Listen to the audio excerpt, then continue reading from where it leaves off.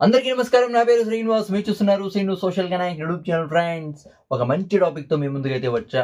Like చేసి support అయితే చేయండి. ఇంకా మంచి మంచి టాపిక్స్తో మీ ముందుకైతే వస్తా. నా వీడియోస్ నచ్చితే సబ్స్క్రైబ్ చేసి సపోర్ట్ అయితే చేయండి. ఇక లేట్ చేయకుండా టాపిక్లోకి అయితే వెళ్ళిపోదాం. రానా దగ్గుబాటి 30% చనిపోయే ఛాన్స్ అయితే ఉంది. అంటే సినిమాల కోసం తీసుకున్న అడ్వాన్స్ అంతా తిరిగి ఇచ్చేశాడు రానా దగ్గుబాటి. ఇది real update of fake update అంటే ఇది పక్కా రియల్ అప్డేట్. అంటే చావుల అంచు దాకా వెళ్ళినాడు రానా దగ్గుబాటి. అంటే రాజమౌళి 'బాహుబలి' సినిమాలో బల్లాల దేవుడి క్యారెక్టర్‌తో దేశవ్యాప్తంగా ఫ్యాన్ ఫాలోయింగ్ అయితే పెంచుకున్నాడు. కానీ రీసెంట్‌గా ఒక ఇంటర్వ్యూలో, ఒక పాడ్‌కాస్ట్ ఇంటర్వ్యూలో 'రియా చక్రవర్తితో' జరిగిన ఒక పాడ్‌కాస్ట్ ఇంటర్వ్యూలో రానా దగ్గుబాటి తన లైఫ్‌లో జరిగిన ఒక పెద్ద ఆరోగ్య సంక్షోభాన్ని ముందు పెట్టినాడు. అంటే దాని గురించి చెప్పినాడు.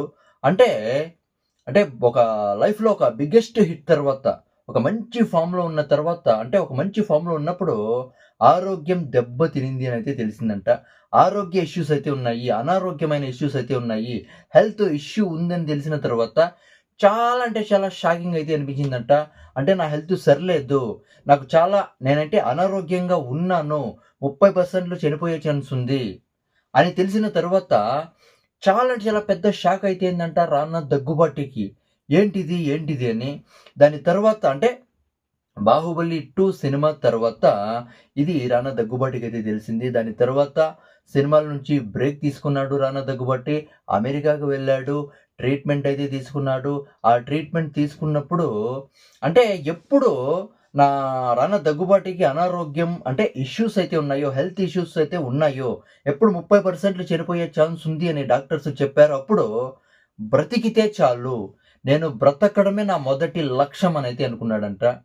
అంటే అంత సీరియస్ కండిషన్ అయితే రానా దగ్గుబాటికి అయితే వచ్చింది. 'బాహుబలి 2' తర్వాత ట్రీట్మెంట్ తీసుకుంటున్నప్పుడు ధ్యాస అంతా శరీరం పైనే ఉండేదంట రానాకి.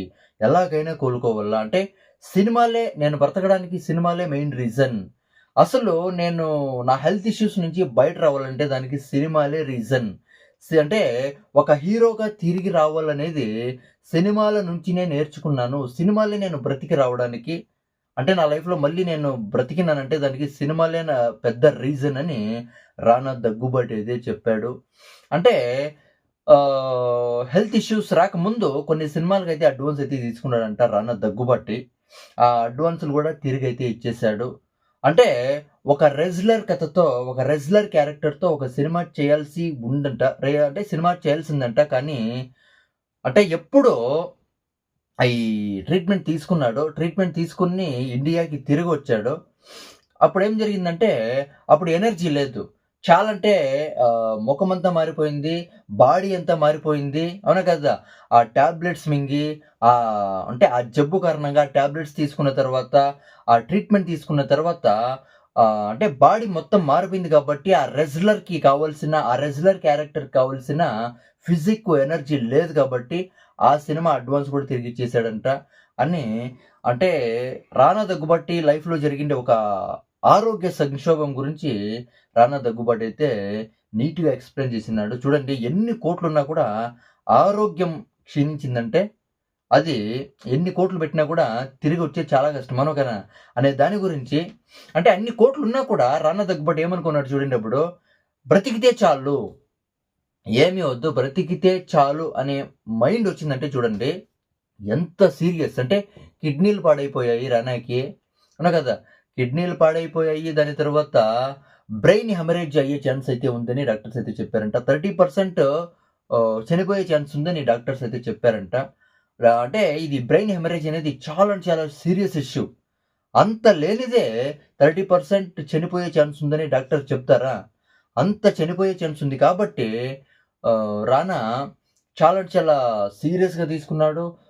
ట్రీట్మెంట్ తీసుకున్నప్పుడు ధ్యాసంతా బాడీ పైనే పెట్టాడు, శరీరం పైనే పెట్టాడు. బ్రతికితే చాలు అనే ఆలోచన అయితే రానా దగ్గుబాటికైతే వచ్చింది. దీన్ని ఇంటర్వ్యూలో అయితే చెప్పినాడు. అవునా కదా! ఇక దీని గురించి మీరేమనుకుంటారో కామెంట్ అయితే చేయండి. నా ఎక్స్‌ప్లనేషన్ నచ్చితే సబ్స్క్రైబ్ చేసి సపోర్ట్ అయితే చేయండి. లైక్ చేయండి. సపోర్ట్ అయితే చేయండి. బై.